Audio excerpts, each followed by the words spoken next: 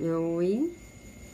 Tô gravando a live no Instagram e depois ela vai ficar disponível no YouTube para quem quiser assistir. Hoje a gente vai falar sobre a interação entre medicamento e alimento, né? Então, é uma coisa que é bastante comum a gente muitas vezes ignorar algumas situações que a gente precisa tomar alguns cuidados, né? No consumo de alguns alimentos perto de horário de medicamento. E às vezes a própria interação entre um medicamento, né, um fármaco e um nutriente, eles têm interação direta, onde um vai interferir no processo de funcionamento, né, da ação do fármaco no nosso dia, né, no processo, tá? Então, vou esperar mais um pouquinho para o pessoal poder entrar aqui no Instagram. Quem tiver com dúvidas, sugestões de o que falar, pode mandar. A live hoje vai ser um pouquinho mais curta, porque o meu tempo hoje tá um pouquinho mais curto, mas vamos lá, né? E tem uma ex-aluna pediu para falar sobre hipotireoidismo, então eu tô estudando o assunto mais profundamente, assim, para poder falar sobre, né? Porque a nutrição, ela mexe muito com isso também, então a gente tem que ter alguns cuidados com alguns quadros clínicos que a nossa alimentação, ela interfere diretamente, né, em tudo que funciona no nosso corpo, tá? Vitamina K, que é a varfarina, o ferro com cálcio, o que mais? Temos os beta-bloqueadores com potássio.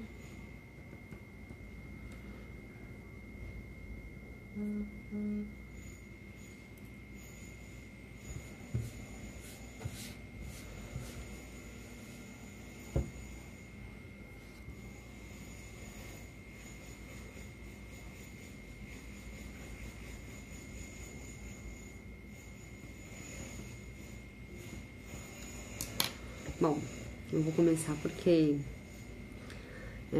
já pensei aqui em algumas coisas e já tinha pensado, né? Já tinha essa ideia de falar sobre as interações entre os medicamentos e os alimentos. Já é antiga, eu queria ter feito esse vídeo antes, mas por N fatores não deu tempo, né? E uma das coisas é que, assim, a nossa alimentação, ela interfere em absolutamente tudo o que acontece no nosso corpo, né? A nutrição, ela é linda por causa disso, porque a gente consegue perceber quando uma coisa tá positiva ou outra nem tanto, tá um pouco mais deletéria, né? E muitas vezes a gente usa alguns tipos de medicamentos e precisa cuidar de algumas questões na alimentação. Ou vice-versa, a gente come algumas coisas e aí não pode usar determinados tipos de alimentos, né? Então, a gente tem várias situações onde a gente precisa ter um pouco de atenção, né, nesses processos. E como usuária de anticoagulante, né, eu acho que vou puxar a sardinha para varfarina, né, para o Marevan ou, né, a própria varfarina sódica, porque ela é um dos que tem uma das maiores interações, assim, com alimentação, porque o anticoagulante, ele impede o processo de coagulação sanguínea, né? E a varfarina, ela usa os mesmos canais dos caminhos da vitamina K, né? E aí, a gente tem que tomar cuidado, por quê? Porque a vitamina K é como se fosse um antídoto para o Marevan, então ela impede a ação dele, né? A vitamina K, ela faz parte do nosso processo de coagulação sanguínea. A nossa cascata de coagulação, ela tem vários fatores, né? E aí, o que acontece? Quando a gente usa medicamentos anticoagulantes, alguns desses fatores vão ser inibidos para que não ocorra a coagulação, né? Então, o Marevan, ele atua nos primeiros fatores ali, nos primeiros da formação da protrombina, que é a primeira célula, né? Que vai estimular toda a cascata de coagulação.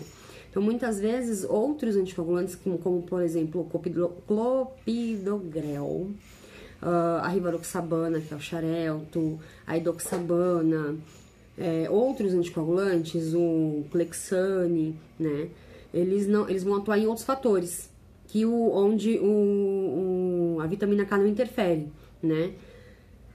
Se for Marevan, a gente tem que tomar cuidado, se for a varfarina, né, que é o princípio ativo do Marevan, a gente tem que tomar cuidado porque a vitamina K vai interferir na ação desse medicamento no nosso organismo. Então, é como se eu tivesse colocando sal e açúcar na água ao mesmo tempo, né? Então, ele vai basicamente cortar o efeito, né? Na verdade, não é que ele corta o efeito, né? Isso é o que todos os médicos dizem, né? E quando a gente pega estudos atuais, mostram que na realidade não existe essa coisa de cortar o efeito, né? O que existe é uma redução do efeito desejado desse medicamento. E aí o que acontece? Com essa redução do efeito, a gente vai ter uma diferença no processo metabólico, né? Que é o desejado para aquela condição. Então, muitas vezes a gente vai ter que tomar cuidado no sentido de não consumir alimentos que sejam grandes fontes de vitamina K, para não interferir. Tá tendo uma obra aqui do lado, tá? Para não interferir na ação do medicamento. Qual que é o problema? Eu acho assim, né, do meu ponto de vista, eu como nutricionista que já estudei, porque como eu uso, então eu fui atrás de saber se eu realmente precisaria evitar consumir esses alimentos. Porque o que todo médico fala logo de cara? Para escrever o Marevan, eles falam assim, não é para consumir coisa verde. Então, assim que eles falam, coisa verde. Coisa verde é alface, é rúcula, é agrião, é espinafre, é escarola, é pepino, né? A gente tem uma série de alimentos que fazem parte da nossa rotina e que são extremamente importantes, né? Como as folhas, as verduras, que tem sim grandes quantidades de vitamina K, né? Então a gente tem brócolis, tem vários alimentos, né? E aí é muito comum chegar no consultório, como a gente trabalha com idoso, é muito comum chegar pacientes com listas de medicamentos bem grandes e aí a gente tem que ficar ajustando, porque pode isso, não pode aquilo, né? E tudo mais. E aí tem os quadros das doenças, né? E você orientar que assim, né? Ele pode sim comer legumes e verduras verdes, desde que ele coma sempre a mesma quantidade todos os dias. Os hematologistas mais atualizados já falam isso. A minha hematologista que me acompanha falou a mesmíssima coisa. Então a gente tem que tomar cuidado com o quê? Para que a gente não consuma um monte num dia e nada no dia seguinte, né? Porque senão isso vai interferir, com certeza. Tipo, num dia eu como muito, e aí vou precisar de uma dose maior do remédio. No dia seguinte eu não como nada, e aí a minha dose de remédio que tá alta vai dar problema, né? Então por isso que a gente tem que tomar cuidado, né, nessa questão. É sempre a mesma quantidade ou o mais próximo possível disso. O que eu acho o maior problema nesse sentido? As folhas, né, os alimentos verdes, eles têm grande quantidade de vitamina K, mas eles também têm grande quantidade de fibra. Eles trazem pra gente outras substâncias que são super benéficas e necessárias, vitaminas e minerais do complexo B, vitamina C, provitamina A, né, beta-caroteno. E uma outra coisa que as pessoas não falam é que assim, né, existem outros alimentos. A vitamina K faz parte das vitaminas lipossolúveis. É uma das vitaminas lipossolúveis, né? Junto com a vitamina A, a vitamina D e a E. E por ser uma vitamina lipossolúvel, ela está normalmente presente em alimentos oleosos. Então, azeitona, né? A azeitona, ela é verde e da azeitona é extraído o azeite, né? Óleo de soja, óleo de girassol, que é semente, né? O óleo de algodão, que é óleo de semente, o próprio azeite, né? O óleo de oliva, as castanhas todas. Então, os grãos integrais, as castanhas, as sementes, todas elas são fontes de vitamina K também. Então, muitas vezes a gente tempera a salada e dá um banho de azeite na salada.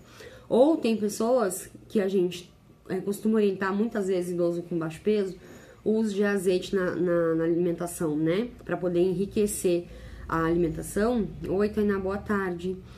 E nesse caso, se é uma pessoa que usa a varfarina, a gente vai ter que tomar cuidado para substituir, para não usar o azeite, usar outro óleo, porque vai ter menos vitamina K, tá?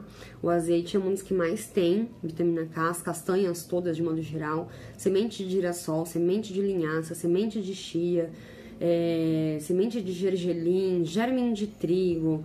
Então, a gente pode consumir de tudo isso desde que respeite esse critériozinho de quantidade diária, né, de consumo. Então, não é que não pode consumir coisa verde. Se eu vou comer um pires de salada hoje, não importa qual seja a folha, pode ser alface, rúcula, escarola, agrião, pepino, com azeitona, com o que for.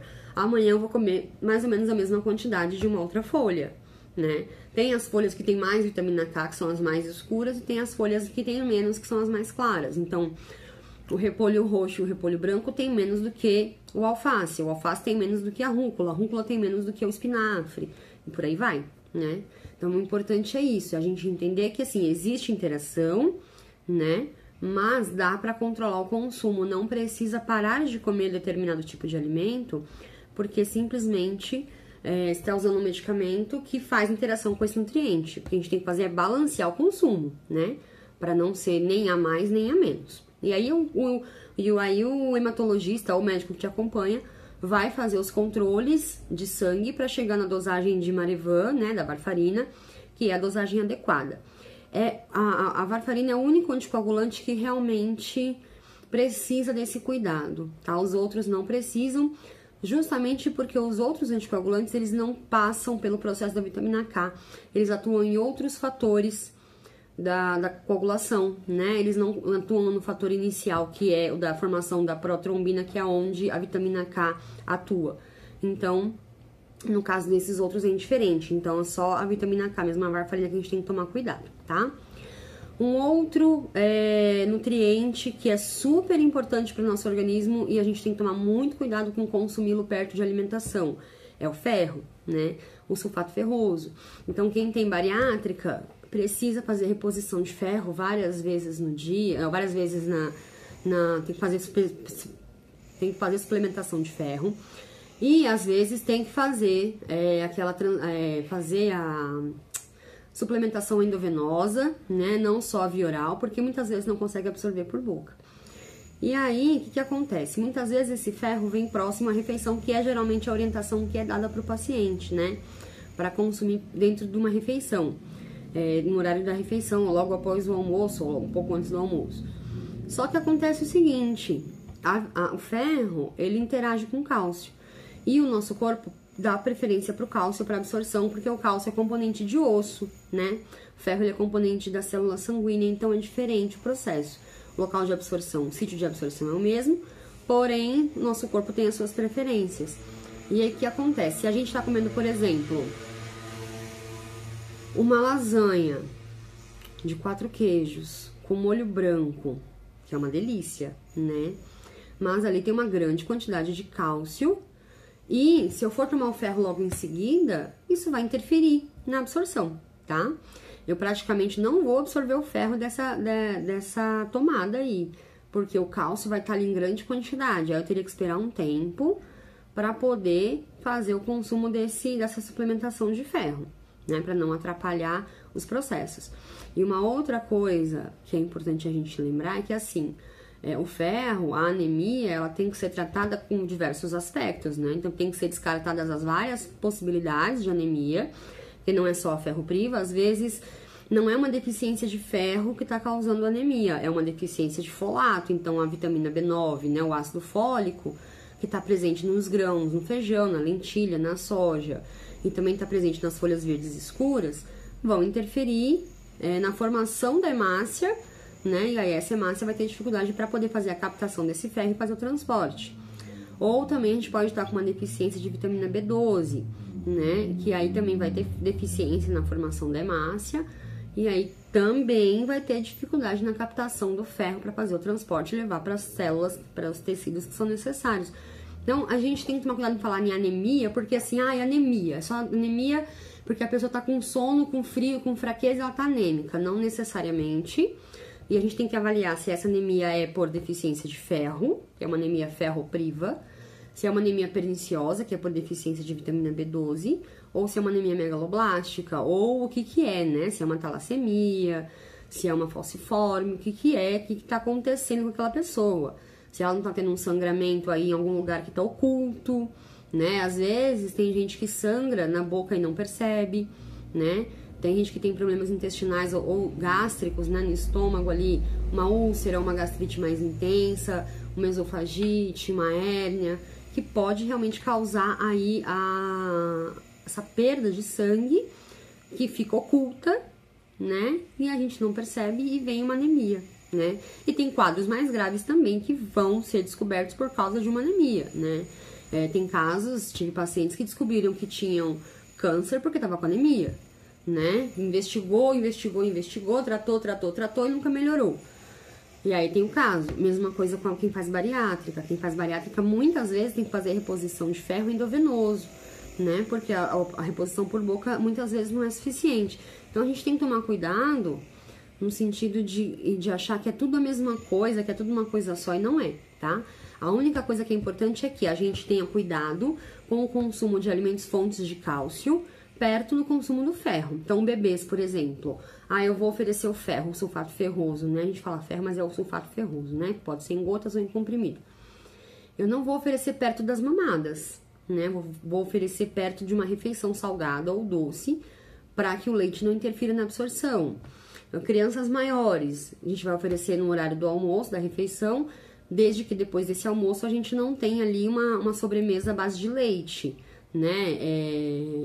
Sei lá, um bolo com leite, um pudim, um flan, alguma coisa assim, né? Então tem que ser sempre longe de refeições à base de coisas à base de leite ou creme de leite. E aí a gente pensa em leite de modo geral, tá?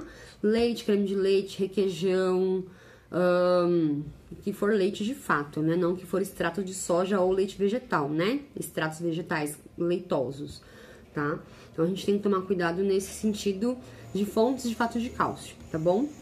E além disso, né, então eu falei que assim, que eu pontuei os 3 mais importantes assim, pra mim, 3 não, são 4 agora, lembrei do iodo, né, eu tinha pensado no potássio, no cálcio, na vitamina K, que são os nutrientes mais importantes, mas fazem parte de vários processos metabólicos, mas a gente também tem o iodo, né, e interessante que na live da semana passada, uma seguidora falou assim, ela foi uma pessoa que doou pra mim, né, Clexane quando eu tive a Rebeca. E ela falou, né, que ela tem tireoidite Hashimoto, que é um tipo de hipotireoidismo, né, dá um problema na tireoide lá, que a tireoide para de funcionar, né, e aí tá investigando o motivo e tal, não sei o que. E aí fui falar de sal rosa, né, e aí ela comentou que ela usa sal rosa há anos, né. Então, tem relação, né? O iodo, ele é um nutriente, ele é um mineral que ele vem da água do mar, né? Então, o nosso sal, todo o sal brasileiro, ele é marinho, basicamente, né? Ele é extraído da água do mar. E ainda assim, pelo processo de refinamento, de produção e tudo mais, ele é acrescido de iodo. Por quê? É uma política de saúde pública, é uma lei que entrou em vigor lá no final dos anos 80, começo dos anos 90, né? Para suplementação ou fortificação do iodo no sal, porque é um mineral que a gente precisa em pequena quantidade, né? Pequena quantidade que a gente precisa, mas a gente precisa dele todos os dias, porque o iodo é um mineral que ajuda na formação, ele participa da formação dos hormônios tireoideanos, né? Tireoide todo mundo tem, ela é uma glândula que fica situada aqui nessa parte do pescoço, né? Ela não é palpável se ela estiver no tamanho normal. A gente não sente a nossa tireoide aqui, tá? A gente sabe que ela tá aqui, todo mundo tem, né? Quando a pessoa fala que tem tireoide, fala assim, que bom, né? Você tá vivo, tá inteiro, o corpo nasceu todo inteirinho, bonitinho. Mas para nossa tireoide funcionar direito, ela precisa do iodo para poder compor os seus hormônios, né? E a tireoide, ela é basicamente a nossa transportadora, né? É ela que manda estímulo para ela recebe estímulo que vem da hipófise, que fica lá dentro do cérebro, né? Uma outra glândula, para poder produzir os hormônios dela, né? E a partir daí, ela que manda, ela distribui várias respostas neurológicas para o nosso corpo produzir outros hormônios, tá bom? Então, quando a gente começa a ter problema na questão da tireoide, né, começa a ter alterações dos processos tireoidianos, a gente vai ter várias implicações e pode ter relação também com a deficiência de iodo. Então, quando a gente começou no Brasil com essa coisa de sal rosa, né? Sal rosa do Himalaia, enfim, tem vários nomes aí. Porque, ele tem menos sódio. Ele tem menos sódio, mas ele tem mais potássio. O potássio é outro nutriente que eu vou falar daqui a pouco, né? Ele tem mais potássio e o potássio ele salga mais. Só que ele também não é iodado, a quantidade de iodo que ele tem é muito pequena, né? E aí a gente passou a ter deficiência de iodo na nossa alimentação. Porque fontes de iodo é o sal marinho, né? Ninguém vai ficar tomando água do mar, então não dá pra contar com a água do mar. Mas os peixes de mar também têm iodo na sua composição. Sardinha, atum, arenque, salmão, cação, tainha, tudo mais, né? Só que a gente não consome peixes em grandes quantidades, em quantidade suficiente para poder ter o iodo, né? A não ser que você coma peixe 3 vezes na semana e peixe marinho criado em mar, não em cativeiro. Porque no Brasil a gente já tem até salmão de cativeiro, né? Tainha de cativeiro, tilápia de cativeiro. Né? Então é diferente. O peixe criado em cativeiro, ainda que seja uma simulação da água do mar, é diferente, né? Então o iodo é importante por causa disso. E aí quando eu fizer um vídeo falando sobre a hipotireoidismo, né, o funcionamento da glândula tireoide, aí eu quero falar, ver se eu consigo falar do hipertireoidismo e do hipotireoidismo, aí eu falo com mais profundidade. Mas o iodo é basicamente assim: não consumam sal rosa. Não compensa. Financeiramente ele é mais caro e ele pode causar doença, né? Eventualmente é uma coisa, né? Eu vou mudar o sabor ali e tal, beleza. Mas com frequência não é legal, né? Porque ele tem mais potássio e aí a gente vai entrar no potássio. O potássio é um mineral que, junto com o sódio, ele é necessário para o nosso corpo fazer todas as reações musculares que o nosso corpo precisa. Então, se eu quero piscar o olho, se eu quero mexer a boca, se eu tô aqui mexendo as minhas mãos, se meu coração tá batendo, meu pulmão respirando, é porque eu tenho ali a interação, né, da bomba de sódio e potássio, os canais de cálcio, tudo funcionando direitinho para que tudo ocorra de maneira equilibrada, né? Mas aí eu tiro o meu sal normal e passo a usar o sal rosa. Ou eu passo a usar o sal light, porque ele tem mais potássio, né? O sal light ele é uma redução do cloreto de sódio substituído pelo cloreto de potássio. O potássio ele está presente em muitas frutas, em muitos legumes, em muitas verduras. Nossa alimentação geralmente tem uma boa quantidade de potássio para o nosso corpo. Não precisa ficar repondo potássio, tem gente que tem mania de fazer reposição de potássio. Isso pode causar alteração no balanço entre sódio e potássio, né? A pessoa pode desenvolver hiponatremia por outros fatores, entre eles a quantidade grande de potássio no nosso organismo, né? Então a gente tem que tomar cuidado nesse sentido de fazer essas interações. E assim, o potássio, para quem tem problema cardíaco, por exemplo, para quem toma alguns remédios que vão controlar aí o fluxo cardíaco, alguns tipos de beta-bloqueadores, se eu consumo potássio em maior quantidade, eu posso provocar interação negativa na ação desse medicamento, e aí eu posso ter um quadro de taquicardia, um quadro de bradicardia, um quadro de alteração de fluxo cardíaco. E aí, se meu coração tá batendo diferente, meu pulmão vai respirar diferente, meu sangue vai circular diferente, a gente pode ter uma alteração de oxigenação no cérebro, né? Pode ter tontura, pode ter desmaio, pode passar mal, pode ter um quadro simular um quadro de ansiedade, né? Então, tudo isso porque a gente tá com potássio demais circulando, né? E o potássio ele é eliminado pela urina. Então, ele é filtrado nos rins. Quem tem problema renal também não pode comer potássio em excesso, né? Porque o potássio é um dos minerais, tanto o sódio quanto o potássio, são minerais eliminados na urina, né? O cálcio também é. E o cálcio em excesso pode causar a formação de cálculos renais, né? O potássio em excesso, o sódio em excesso pode causar alteração no funcionamento renal ali, pode aumentar o débito renal, e aí precisar de mais água para controlar esse funcionamento, né? Então, são interações assim que a gente tem na nossa alimentação, que a gente precisa tomar cuidado e pensar que assim, não é que eu não posso, eu posso, desde que eu tenha controle sobre tudo, né? Então, uma pessoa que é, por exemplo, um paciente renal crônico que usa, que precisa controlar a ingestão de potássio, que tem restrição hídrica, por exemplo, essa pessoa vai ter que comer pouco potássio.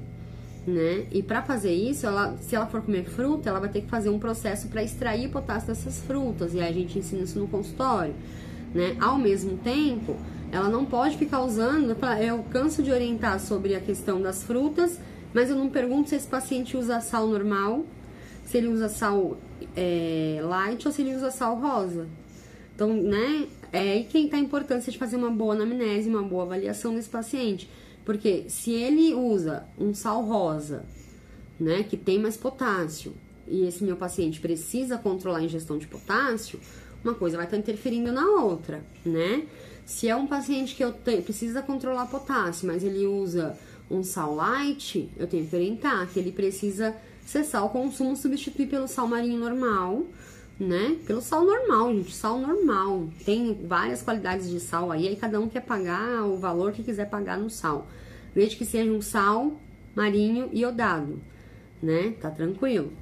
Tá? Então, isso são coisas, assim, que são importantes e a gente precisa pensar porque várias condições de saúde são atrasadas, são ampliadas ou prejudicadas em função do consumo de determinados tipos de alimentos em excesso, né? O problema não tá no consumo, o problema tá no excesso ou na falta de, né?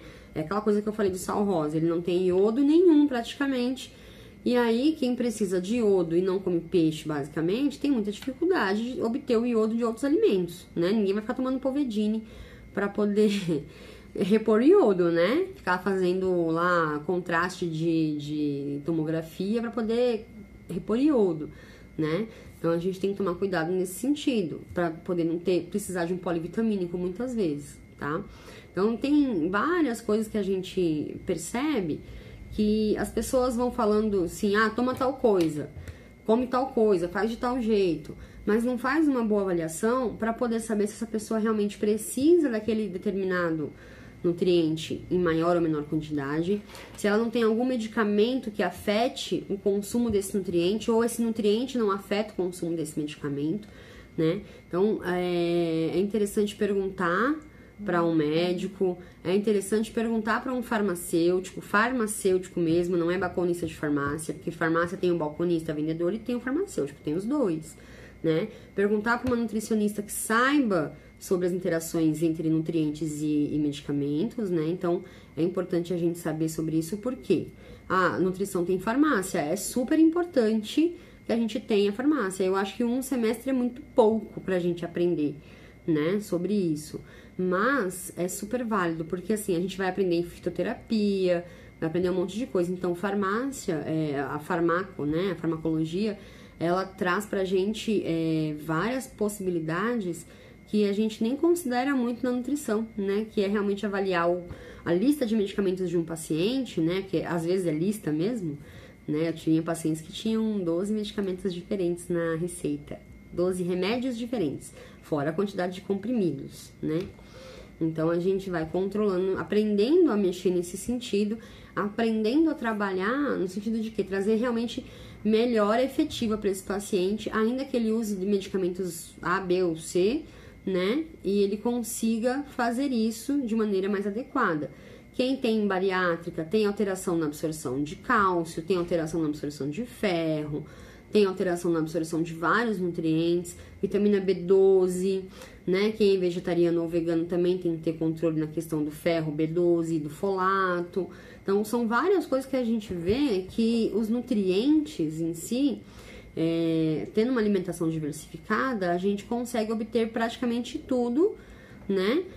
Que a gente precisa. O problema tá no excesso, que muitas vezes a gente não presta atenção e a gente excede mesmo o consumo de determinado alimento e tal, e isso acaba prejudicando, tá bom? A live de hoje vai ser um pouquinho mais curtinha, tá dando aí quase meia hora.